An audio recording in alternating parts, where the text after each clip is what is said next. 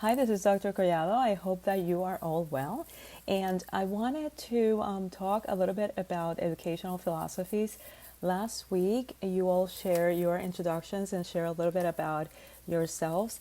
And what is evident to me now is that you are all highly invested in the teaching profession and becoming teachers.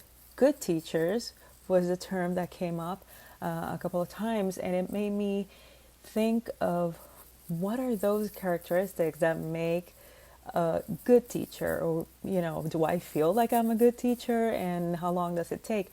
And the truth is that it's a process. It takes years for us to develop our personality as a teacher, develop our confidence to decide how are we going to show up in the classroom, and that is influenced by many things in the beginning, particularly the type of school that we're at, the information that we are exposed to, the training, our mentors, all of that plays a part in that process. So we could have good intentions, but then teaching happens to us, and everything changes.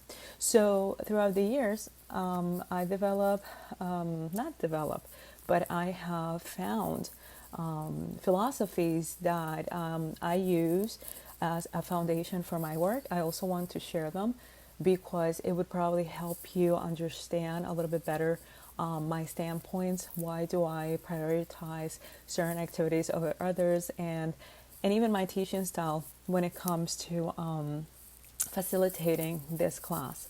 So the bottom line is that we have to be ourselves, period. It's not easy, because again, of all the different challenges that we face each day as teachers. But I'm going to share in the virtual folder 3 of the philosophies that I use, of the people that I find that I have, to me are like my guide and my foundation. The first one comes from Paulo Freire. I highly recommend his work, The Pedagogy of Love, The Pedagogy of Freedom, and then there's more. And this one I absolutely love, which is the idea. This quote, one of his quote is, whoever teaches learns in the act of teaching, and whoever learns teaches in the act of learning.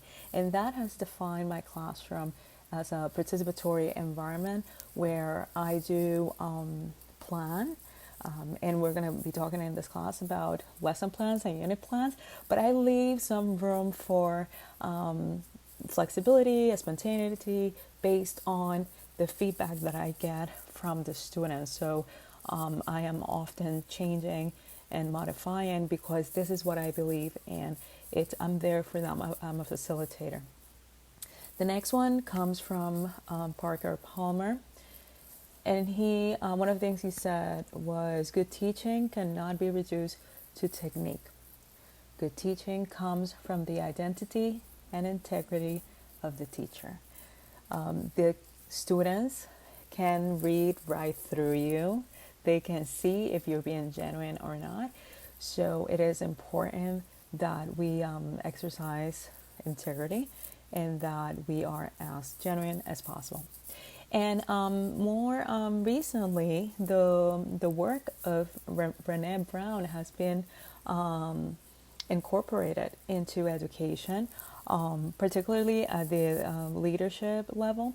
But her whole framework about qualities and values gives a good foundation for us to reflect and use it as a framework for our practice. And a phrase that I like from her is, what we know matters, but who we are matters more, which is very similar to what Parker Palmer is saying.